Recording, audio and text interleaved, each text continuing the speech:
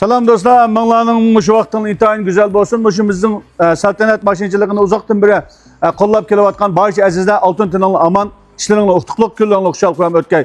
Bu saltanat mashinchiligida qanday mashinalar bor, qanday mashina bor, qanday mashina bor ustam deyuvchilarga bugun mashinani qisqacha, ma mashina deb tunishni o'rgatma. Yuraklaringlar basqach 66 raqamlarini yo'llagach, kirib o'tinglar tuqqanlar. Mana Chadian Xundung mashina bitki ko'p yo'q.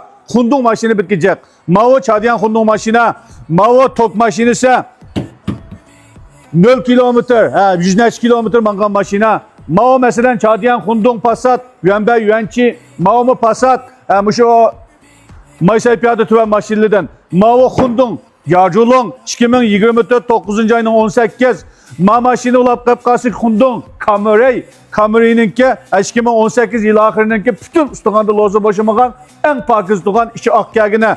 Mavo 62 ming kilometr mangan Mavo Camry bunda mashinalardan batuqqanlar manda Maysay piyada 3-4 mo'cha mangatgan mashina atdim degichi ulab qasanglar kelsanlar bo'pti. Undan boshqa Yarjulongning Wanhong rangli metal bor. Wanhong rangli metal bor, mavo qattiq uzkagina ma mashinaning haqiqatan shu govpisi maqama. Bunda mashinaga ehtiyojim bedi sanlar kelsanlar bo'pti. Bugun sizlarga tonish tutqinim asos jihatdan Xundung mashina. Xundung mashinadan qanday mashina bor, Chadian Xundung mashina bormi, Xundung bormi deganlarga. Mavo 40 necha ming ko'g'i sotilgan Xundung Chadian shu Xundung mashina ajoyib pokiz kelgan bizning saltanatning mashina yig'ib olish o'lchamiga to'shgan mashina. Zobun uzab qatı tuqqanlar. Bunda mashina lozim bo'lsa kelsanlar, shu saltanat mashinchiligida sizlar uchun xizmatda bo'lamiz davomli. Bizni azaldan qo'llab kelayotgan barcha azizlarga ko'pdan ko'p rahmat. Ma mashinamizni Aqsuning kuchadin bir qarindishimizga daykuni ishlab, yog'iz tayaq qo'ydik, abkasilan butu setib oldik. Meni nazaringizni saqt qilib o'tinglar.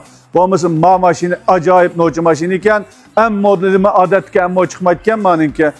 Ketib qoldi shu talayli qarindishimizga muborak bo'lsin deb qo'yinglar. Mubaraklash yuzini shunga bir yuraklaringlar aymay besib qo'yg'asiz tuqqanlar. Kinki zopinda ko'rishlar xar xo'sh tuqqanlar ham qo'llagan do'stlarga azaldan qo'llab kelayotgan barcha azizlarga oltin tininglar aman bo'lsin. Sizlarning kunlaringlar xushal, ishlaringlar utuqli bo'lg'ay. Xar xo'sh.